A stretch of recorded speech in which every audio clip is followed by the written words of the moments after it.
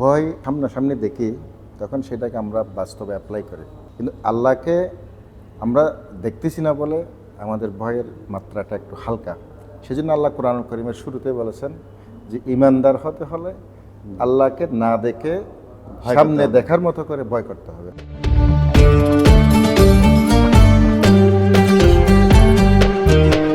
দেশে বিদেশে দূরে কাছে যিনি যেখানে বসে দৈনিক আজাদী আলোকবর্তিকা দেখছেন, আপনাদের সবাইকে সাদর সম্ভাষণ। আসসালামু আলাইকুম ওয়া রাহমাতুল্লাহি ওয়া বারাকাতুহু। আপনাদের সঙ্গে আছি আমি জসিমউদ্দিন মাহমুদ। আজকের বিষয় তাকওয়া, তাজকিয়া, ইহসান। এই বিষয়ে কথা বলার জন্য আমাদের অনুষ্ঠানে আজকে উপস্থিত আছেন চট্টগ্রামের বিখ্যাত দ্বীনি শিক্ষা প্রতিষ্ঠান কামালে ইশকে মুস্তাফা সাল্লাল্লাহু আলাইহি ওয়াসাল্লাম ফাজিল মাদ্রাসার সম্মানিত প্রভাষক, বিশিষ্ট আলেম দ্বীন, লেখক, গবেষক ডক্টর কাজী মোহাম্মদ আমিনুল্লাহ। আসসালামু আলাইকুম। আসসালামু আলাইকুম ওয়া রাহমাতুল্লাহ। কেমন আছেন? আলহামদুলিল্লাহ। আপনাকে পেয়ে আমরা আনন্দিত। আজকে বিষয় সম্পর্কে আমরা আপনার কাছ থেকে জানবো ইনশাআল্লাহ। আজকে যে বিষয়, সেই বিষয়টা হলো তাকওয়া, তাজকিয়া, ইহসান। রমজানের সাথে, রোজার সাথে এই তিনটি বিষয়ের অত্যন্ত ওতপ্রোত সম্পর্ক। তা আমরা তাকওয়া বলতে আসলে কি বুঝি এবং কিভাবে আমরা তাকওয়া অর্জন করতে পারি? আসলে তাকওয়া বিষয়টা একজন মুমিনের জীবনে অত্যন্ত গুরুত্বপূর্ণ এবং একেবারে সর্বোচ্চ প্রায়োরিটি সম্পন্ন একটা বিষয়। মুসলমান হওয়ার জন্য প্রথম শর্ত হচ্ছে আল্লাহর ভয়। আবার রমজানটাও আল্লাহ দিয়েছেন আল্লাহকে ভয় করার জন্য এবং ভয় কিভাবে করতে হয় সেটার প্রশিক্ষণ নেওয়ার জন্য। তো সেই দিক থেকে তাকওয়া এমন একটা গুরুত্বপূর্ণ বিষয় যেটা একজন মুমিনের ব্যক্তিগত, পারিবারিক, সামাজিক, রাজনৈতিক এবং আন্তর্জাতিক পর্যায়ে অত্যন্ত গুরুত্বপূর্ণ একটি বিষয়। তো আল্লাহ এই কারণে বলেছেন কুতিবা আলাইকুমুস সিয়াম কামা কুতিবা আলাল লাযিনা মিন ক্বাবলিকুম লাআল্লাকুম তাত্তাকুন। এই রোজা এটা যুগে যুগে সব ধর্মের মানুষের কাছে প্রশিক্ষণের একটা পালনীয় একটা বিষয় ছিল এবং এটা এই কারণে প্রত্যেক ধর্মের মধ্যে পালন করা হয়েছে বলে মনে হয় যে আল্লাহ এটা যেভাবে বলেছেন সেই দিক থেকে আমরা বিবেচনা করলে আমরা মনে করি যে তাকওয়া কী জিনিস সেটাকে জানার জন্য, বোঝার জন্য, প্রশিক্ষণ নেওয়ার জন্য রোজা হচ্ছে একটা গুরুত্বপূর্ণ মাধ্যম। আমরা জানি তাকওয়া থাকলে, আল্লাহর ভয় থাকলে মানুষ কখনো মিথ্যা বলতে পারে না, ওজনে কম দিতে পারে না, চুরি ডাকাতি করতে পারে না, দুর্নীতি করতে পারে না। এইভাবে সুতরাং তাকওয়া না থাকলে, আল্লাহর ভয় না থাকলে তাহলে তাকে সেনাবাহিনী দিয়ে কন্ট্রোল করা সম্ভব হয় না।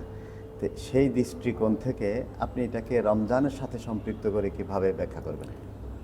আসলে মানুষ অপরাধ তখনই করে যখন পরকালের ভয় থাকে না, আল্লাহ যে আমাদের হিসাব নিকাশ নিচ্ছেন সেটার প্রতি মানুষের গভীর বিশ্বাস থাকে না, তখনই মানুষ অপরাধ করে। এখানে একটা বিষয়, তাকওয়া তো আমরা অনেক সময় দেখা যায় আল্লাহকে ভয় না করে আরও ছোট ছোট বিষয়ে মানুষ ভয় করে। যেমন কুকুর দেখলে ভয় করে, পাগলা কুকুর দেখলে ভয় করে, সাপ বিচ্ছু দেখলে ভয় করে, দৈত্য বা ভূতের একটা কাল্পনিক বিষয়কেও মানুষ ভয় করে। হ্যাঁ, এই জায়গা থেকে আমরা আল্লাহর ভয়টা আরও বেশি থাকা দরকার। অবশ্যই এখানে একটা বিষয় হচ্ছে ভয়, এটা যখন আমরা সামনাসামনি দেখি তখন সেটাকে আমরা বাস্তবে অ্যাপ্লাই করি, কিন্তু আল্লাহকে আমরা দেখতেছি না বলে আমাদের ভয়ের মাত্রাটা একটু হালকা। সেজন্য আল্লাহ কোরআন কারীমের শুরুতে বলেছেন যে ইমানদার হতে হলে আল্লাহকে না দেখে সামনে দেখার মতো করে ভয় করতে হবে। আল্লাযীনা ইউমিনুনা বিল গায়বি ওয়া ইউকিমুনাস সালাত।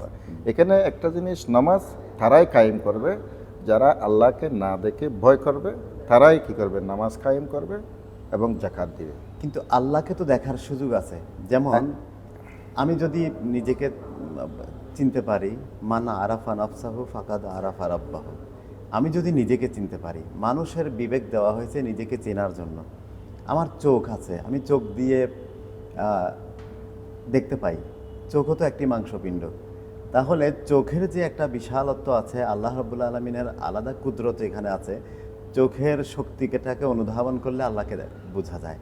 তো সেই দৃষ্টিকোণ থেকে যেমন নাকের আমরা ঘ্রাণ। গন্ধ দিয়ে বুঝতে পারি কোনটা ভালো, কোনটা মন্দ, কোনটা দুর্গন্ধ, কোনটা সুগন্ধ।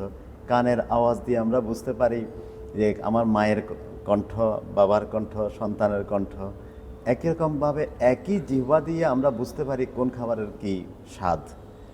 সেই দৃষ্টিকোণ থেকে আমরা কি নিজের ভেতরে নিজেকে গবেষণা করে আমরা চতুর্পাশটাকে দেখে আল্লাহকে চেনা যায় কিনা? অবশ্যই একটা জিনিস খেয়াল রাখতে হবে, নাক, কান, চোখ, শরীর, মাংস, চামড়া, হাড় সব প্রাণীর মধ্যে আছে।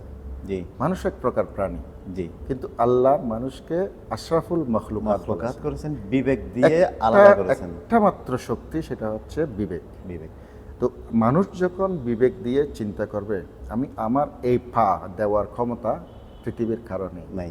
এই হাত দেওয়ার ক্ষমতা কারণে, এই চোখ দেওয়ার ক্ষমতা বিকল্প কারণে, নাক, চোখ, মুখ, হাত, ব্রেন, আমার হৃৎপিণ্ড, আমার এই যে মানে হজম, সব কিছু এভরিথিংস, যদি আমি এগুলোকে নিয়ে চিন্তা করি যে এই জিনিসগুলা দেওয়ার মতো পৃথিবীতে কোনো আর কেউ শক্তি নেই, আর কোনো তাহলে এটা দেওয়ার মতো ক্ষমতা আছে কার? একমাত্র একমাত্র আল্লাহ। আল্লাহর।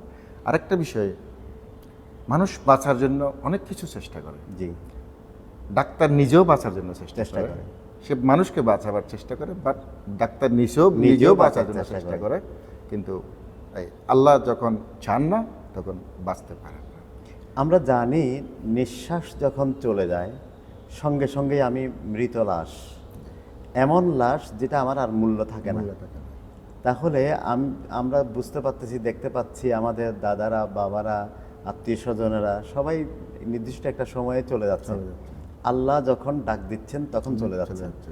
সুতরাং আল্লাহ যে আছেন, আল্লাহ যে আমাদের সামনে আছেন, যে কোনো মুহূর্তে আমাদেরকে ডাক দিতে পারেন, এই কথাটা মনে রাখার জন্য রমজান কিভাবে আমাদের উপকার করে। হ্যাঁ, এই জায়গাতে আমাদের আসলে গুরুত্বপূর্ণ বিষয়, রমজানে আমরা রোজা রাখি।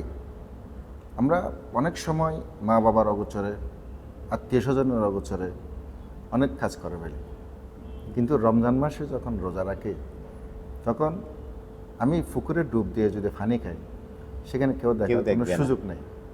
বা আমি ইফতার ঘরে সামনে নিয়ে বসে আছি কিন্তু পান করতেছি না।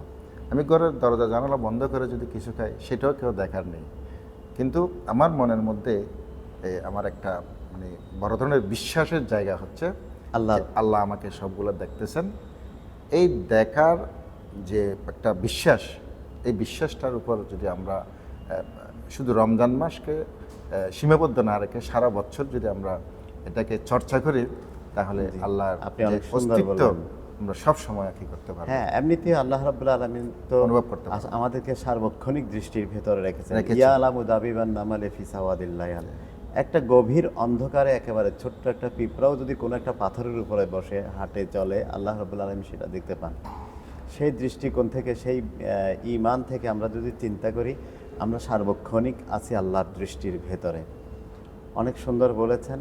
এখন আরেকটা বিষয় আমাদের জানা দরকার, সেটা হলো তাজকিয়া। তাজকিয়া, আমরা কিভাবে নিজেকে পবিত্র করব? তাজকিয়ার অর্থ তো পবিত্রকরণ, পবিত্র। শুদ্ধকরণ। তো ভেতরগত দিক থেকে আমরা কিভাবে পবিত্র হতে পারি, তাজকিয়া কিভাবে অর্জন করা যায় রমজানের মাধ্যমে, আপনি যদি বলেন। আসলে আল্লাহ কোরআনের মধ্যে বলেছেন কদ আফলাহা মান মান জাক্কাহা, যে সফল ওই ব্যক্তি যে নিজের অন্তরকে পরিচ্ছন্ন পরিচ্ছন্ন করেছে। তো অন্তরকে নবী পাক সাল্লাল্লাহু আলাইহি ওয়াসাল্লাম নিজেও এসেছেন ইউজাক্কিহিম ওয়া ইউআল্লিমুহুমুল কিতাবা ওয়াল হিকমা। তো এখানে অন্তরের পরিশুদ্ধি হওয়ার জন্য সর্বপ্রথম যেটা প্রয়োজন সেটা হচ্ছে আল্লাহর ভয়। জি যে আল্লাহ কোরআনের মধ্যে শুরুতেই এটা ইঙ্গিত দিয়েছেন যে কোরআনের মধ্যে যত কিছু বলা হয়েছে, যত গাইড দেওয়া হয়েছে, সবগুলো হচ্ছে কি অন্তরের পবিত্রতার জন্য।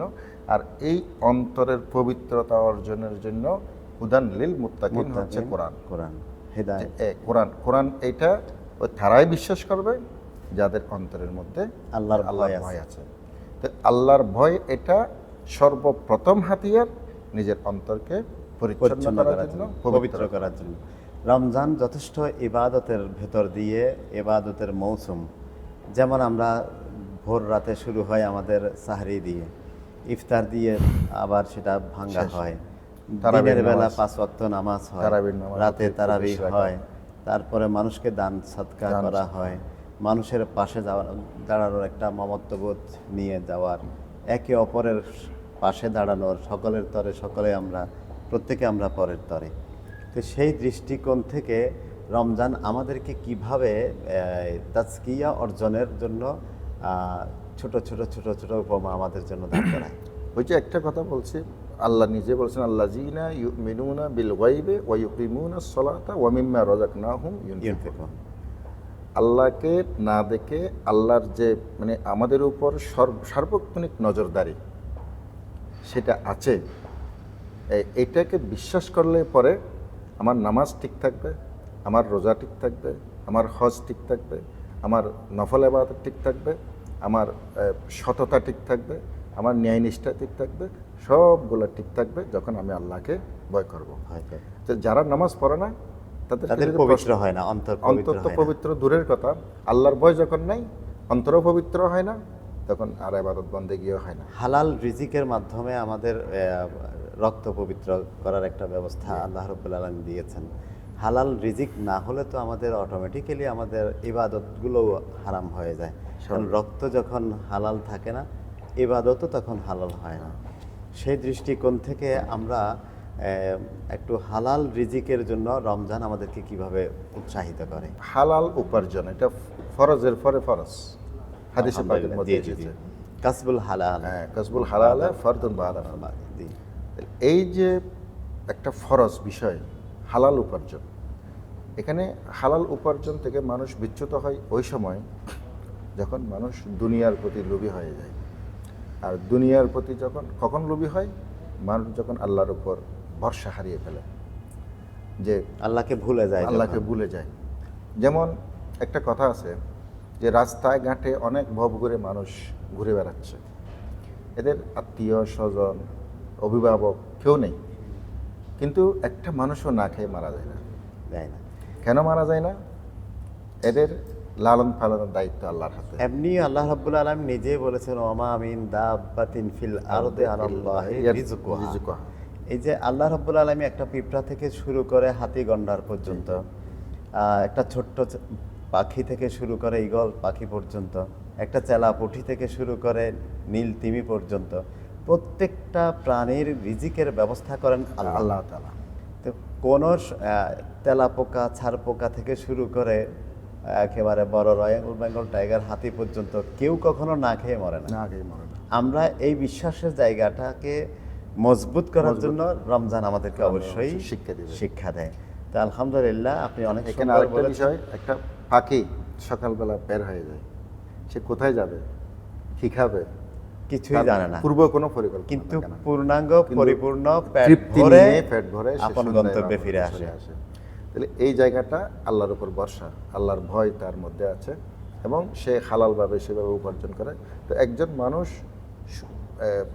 তার রিজিককে মাত্রাটার উপর যদি সে মানে আত্মবিশ্বাস রাখে, আল্লাহর উপর তাওয়াক্কুল যদি করে, তাহলে হালাল উপার্জন তার জন্য একেবারে সহজ। সহজ হয়। আলহামদুলিল্লাহ, আপনি অনেক সুন্দর বললেন। আরেকটা প্রশ্ন, সেটা হলো আমরা যে ইহসান, নবী পাক সাল্লাল্লাহু আলাইহি ইসলামকে জিবরাইল আলাইহিস সালাম এসে জিজ্ঞেস করেছেন ইহসান কি, ইসলাম ঈমান কি, ইহসান কি। তিনি ঈমান বললেন যে আল্লাহর উপর বিশ্বাস, আল্লাহর সাথে যেন শিরিক করা না হয়, নামাজ আদায় করা হয়, রোজা রাখা হয়, এইভাবে তিনি ব্যাখ্যা দিয়েছেন। পরে আবার প্রশ্ন করা হলো ইহসান কি, তিনি বললেন আল্লাহ এমনভাবে ইবাদত করো যেন আল্লাহ তোমাকে দেখছে, তুমি আল্লাহকে দেখছো, নতুবা আল্লাহ তোমাকে দেখছে। তো সেই জায়গা থেকে ইহসানটাকে আমরা নিজের জীবনে ধারণ করার জন্য আপনি কি পরামর্শ দিবেন? এখানে একটা বিষয়, এহসানকে বিভিন্ন অর্থে বিভিন্ন সময় ব্যবহৃত হয়েছে। যেমন মাতা পিতার সাথে এহসানের একটা বিষয় আছে, সেটা হচ্ছে সদ্ব্যবহারের বিষয়। রমজান তো আমাদেরকে সদ্ব্যবহারের দিকে সদ্ব্যবহারের ইঙ্গিত দিকে করে। ইঙ্গিত করে। এখানে বলা আছে যে কেউ যদি ঝগড়া করে তাকে বলো আমি সরাসরি বলা, রোজাদার, আমি রোজাদার। ঝগড়া করো না। তো এই ধরনের সামাজিক শান্তির জন্য রোজা অনেকে আমাদের অনেক শিক্ষা ক্ষেত্রে দেয়। আবার রোজাদার দেখে গরম মেজাজও দেখায় যে কোনো কথা বলা যায় না, এটা কি আমাদের ব্যাড হ্যাবিট নয় কি? অবশ্যই ব্যাড হবে। তাহলে রমজান আমাদেরকে এটা চায় না। না, এটা চাই না। রমজান সবসময় নিজেকে সংযত, জি। রমজানের বিষয়টা হচ্ছে সংযত রাখা, নিজেকে সংযত রাখা, কন্ট্রোল রাখা। একেবারে একেবারে যদি সীমা লঙ্ঘন হয়ে যায় সেই ক্ষেত্রে বলে দেওয়া যে আমি রোজাদার, তোমরা আমার সাথে এই ঝগড়া ফাসাদের মধ্যে লিপ্ত হইও না, এই জিনিসটা বলা আছে।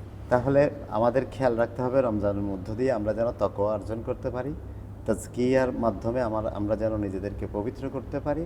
আর ইহসান যে বিষয়টাকে উল্লেখ করা হয়েছে, সাহাবায়ে কেরামও জিজ্ঞেস করেছেন, নবীজি বলেছেন এমনভাবে ইবাদত করব আমরা যেন আল্লাহকে সামনে রেখে আমরা ইবাদত করছি, যে আমি আল্লাহকে দেখতে পাচ্ছি না কিন্তু আল্লাহ আমাকে দেখতে পাচ্ছেন। ওইভাবে যদি আমরা ইবাদত করি, ইবাদতের মধ্যে দুইটা আছে, একটা হচ্ছে লোক দেখানো ইবাদত, আর একটা হচ্ছে ইবাদতের মতো ইবাদত।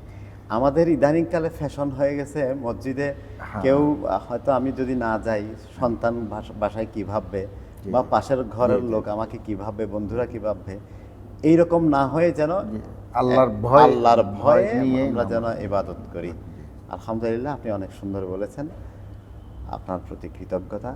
সুপ্রিয় দর্শক, এতক্ষণ পর্যন্ত গুরুত্বপূর্ণ আলোচনা করলেন ডক্টর আমিনুল্লাহ মদ্দাজিল্লুহুল আলী। ভালো থাকুন, অশেষ শুভকামনা।